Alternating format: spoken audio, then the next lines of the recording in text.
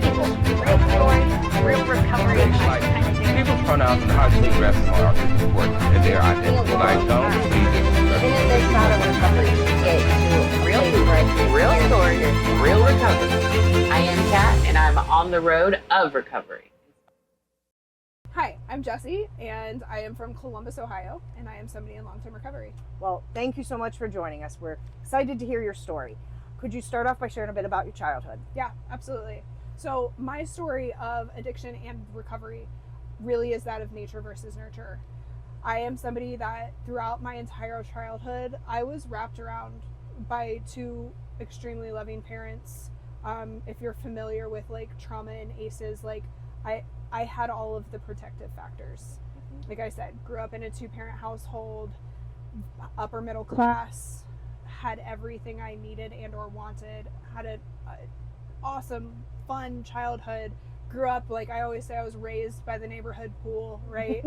My first job, everything. And I was very blessed that I was naturally gifted in both academics and athletics. I graduated top of my class and varsity team of any sport I ever tried, really without trying. I had that natural ability, and I always say, like, I don't say that to brag. It's only to like emphasize like that I had this really bad sense of entitlement too. Like everything I had was really given to me, but I didn't ever grow to appreciate anything. So when I graduated high school and I got, I went to college on a full ride. I went to OSU and right out of high school, and things were hard. Yes. Like it wasn't just like, oh, I could just do this. Like I had to work at it. And for the first time in my life, I was just like, whoa, I don't know what to do with this. So I quit. I never had to do anything hard, and I guess I didn't really know how to do it. But that's really like when the story begins. I started this by saying it's nature versus nurture because when I was 5 days old, I was adopted. So my birth mom, she was 15 when she gave birth to me, and up until, gosh, probably 10 years ago now, like that's all I knew. I knew she was 15. I knew she was predominantly Native American, and that I was born in Columbus, Ohio. Okay. So without the information that I now have, there was no way for my parents to prepare me or to educate me or to make me aware, because just nobody knew. Right. But so after I dropped out of school, I got a job as a server. Yeah. Right. Yep. I know, like it's the Right? time will Yes. tell, Yes. right? So and that was like, right, we talk about substance use disorder as this progressive illness, and for me it absolutely was. So in the beginning, I was a stimulant user only. It was cocaine, powder cocaine. And for, I'd probably say like 20 to 23 years old, it was a, enter X restaurant that I was working at, we all hopped, right? But I would get up in the afternoon, in the morning, it wasn't morning. I would get up in the afternoon, I would go to work, I'd work for tips, I'd get off work, I'd go to the bar, I'd get my drugs, I'd drink until the bar closed, I'd go home, I'd use until the rest of my drugs were gone, and then I'd go to sleep for however many hours were left until my next shift. Like, and I remember very little from that period of time. So that's like a Groundhog Day. It was. Same thing It was over absolutely. and over again. Yeah. Absolutely, just subbing a different menu. So when I turned 23, I got pregnant very unexpectedly, and was in denial, and finally continued to use the way I was using, and I made the decision to place her up for adoption. I was probably around 5-6 months pregnant at the time, and I knew, like, okay, this is what my birth mom did for me. This is what feels right. But I always say, like, people hear that, and I usually get like, oh, how selfless of you. Sure, thanks. But at the end of the day, I knew having a kid at that time was going to keep me from doing what I wanted to do. Right. Like it Yes. wasn't a selfless decision. It was probably as selfish as it could have, as that kind of decision could have been. She is 13 now, which is ridiculous to say. I can't believe she's 13. Gorgeous, absolutely stunning, beautiful. Looks just like her mom. But we have a tremendous relationship. Her parents, I was able to choose them. They're both college professors. They're both doctors, PhDs. They work for West Virginia University. Wow, so cool. So cool. Yeah. And we're in each other's lives. Like we just, I think it was like April, maybe March, April, something like that. Me and my stepdaughter and then Jordan and her mom, we met at this little boutique hotel down in Hocking Hills for a night. Yeah. And just, had a little girls' night. It was fun. That is so cool. Really neat. So that was like my first like big consequence, right? But it also took my disease to a completely different level. I spiraled. And didn't really recognize it at the time, but like if I'm like looking back on it, I spiraled big time. Very shortly after that, I caught my first charge. It was a 4th degree felony theft. I was stealing jewelry from a house I was nannying at. Ended up doing 15 weekends in jail. And it was that time that opiates became a part of my story too. Okay. I broke my arm really bad. I think I was like 19, 20 years old, and had like from like 4 years prior to that, still had pain medication from my surgery. And I literally, this is how naive I was. I started taking it because it was something that allowed me to sleep after using cocaine. Had no idea what I was taking. Wow. And that was like when the pill mills were really big. Had no idea what I was taking. Was like what people were talking about was killing people, right? So it started with the pills, right? Obviously that became harder and harder and harder to find. So that first line was like, oh no, I'd rather be dope sick than do heroin. That lasted about 4 hours. And then it was like, okay, I can snort it, but I would never, ever put a needle in my arm. No.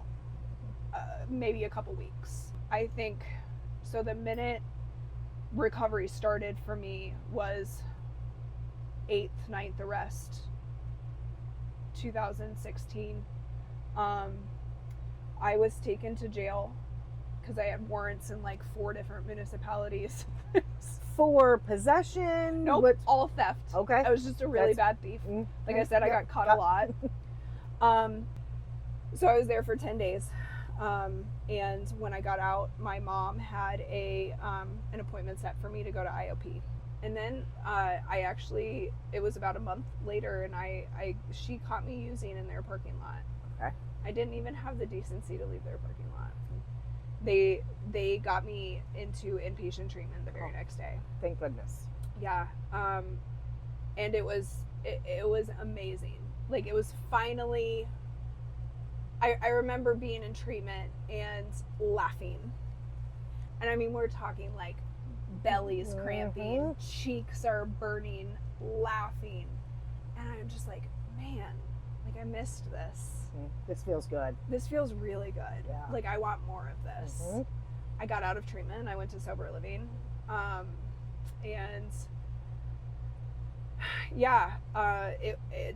Things just clicked into place. You know, I have the love, respect, and trust of my family. I met a man who is not one of us, right? He is not an addict or an alcoholic, but he is somebody that spent his 20s in the Army. He was an Army Ranger his entire time in the military, and has a lot of trauma from that. So our healing journeys are super similar. Yeah. So I always say, like, he understands more than any other non-addict could understand. Like, any other normie, like, he gets it more than them, which has been really cool. But him being able to like get into my circle and be able to support me in what I have to do for my recovery has been amazing. And the life we've made for ourselves is just, it's beyond anything that I could have ever imagined. That's great.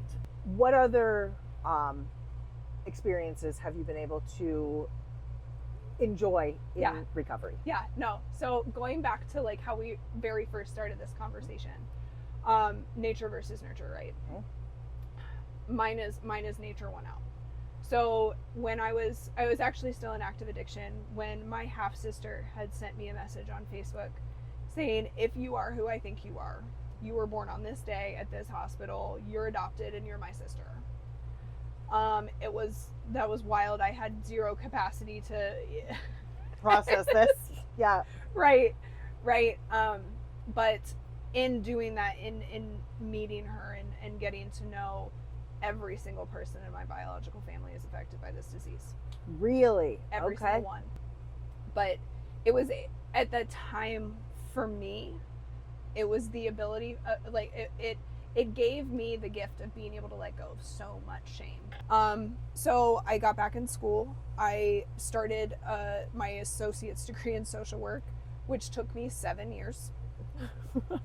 Off and on and off Yep. and on in one class at a time. Mm-hmm. But I graduated with that in 2021. Congratulations. That's Thank you. fantastic. And that man that I had talked about, he stood by me, supported me through some really rough times. But we were married, and we actually just, like 2 weeks ago, celebrated our 5-year wedding anniversary. Oh, happy anniversary. Thank you. And we have made a life for ourselves. So we, like Cliff Notes version, right? Yep. So we were married in 2019, decided and he has a daughter from a previous marriage that I have had the complete and utter honor of being a mom figure to her since she was 4. She's about to turn 11. And as soon as, like, when we got married in June, in 2019, we decided that we were going to try and have a child of our own. But no, so that means we gave birth in May of 2020. Oh, so COVID also. That's which was fun. Not fun, but it was Yep. fun. About a year or so into my recovery, I was exploring what 12-step work looked like for me. Mhm. I didn't feel ready to be a sponsor yet, but I had gotten through some addictions courses and had my CDCA, and went to my church, and they were partnering with this small little Christian nonprofit that ran a women's recovery program. And I remember going there and saying, like, I don't know what this looks like, but, like, I'm supposed to be here. So I took, like, a big pay cut and went and worked for them, and that was, oh gosh, it's probably been like 5 years now that I've been in the field. So I started there, and I then got a job as a lead counselor at an inpatient program, and I've been at my current job now for almost 3 years. And that journey has just been incredible. So I started at Community Medical Services as a counselor. 2 years ago, I took the role as the Community Impact Manager, overseeing all of our outreach efforts for the state of Ohio. And just a couple months ago, I was promoted to National Director. That is incredible. Very cool. And just think of what you can do and the impact you can make of having that lived experience with your, education and all of the training and whatnot that you've been able to garner over the 5 years that you've been in the field. Yeah. To be able to make a difference, whether it's at state level, local level, national level, that people actually listen to what you have to say now. Yeah. And somebody with lived experience gets to sit at the table. Yes, that is And so very important. I don't take that lightly. Good. Like, I take that responsibility very seriously. I pride myself in being one of the biggest harm reduction advocates that I can be. I believe in what CMS does and how we go about supporting every single pathway, breaking down the stigma of treatment with medication, and really, and I know this is such a buzzword or buzz phrase, whatever, but actually meeting everybody exactly where they're at, but not leaving them there. Like, I've never seen it done better, and I am more fulfilled now than I have been in my entire recovery. And that is when I felt like my recovery take off. Is that first day that I started at Lower Lights. I remember, and I did nothing that day. Like, it was like I filled out paperwork. I talked to all the directors of the other programs. Like, I did nothing like that my actual job was going to be. And I remember I called my husband on my way home, and I'm in tears. I was like, honey, like, I can't explain it. Like, things just feel good. Like they just feel right. And he said to me, and this is like, I always give him credit, but it's like one of the most profound things I've ever heard. He was like, honey, there's two of the most important days in somebody's life is the day they were born and the day they find out why. Wow. Yeah. I love that. But Yes. that was that day for me. Mhm. And it has just gone, I sometimes, like I still have to pinch myself to see how far it's gone. But like to get to use everything that I went through during my active addiction, all of the pain I caused, all of the havoc I wreaked, all of the crappy things that I did to my family and the worry and everything that I put them through, all of that, like it means something today. And that's cool. Super cool. Super cool. Yeah. Well, thank you so much for joining us, sharing your story. You have an incredible story, and I can't wait to see pictures of the new house Yes. and the Disney vacation. Those will be fantastic. So thank you again.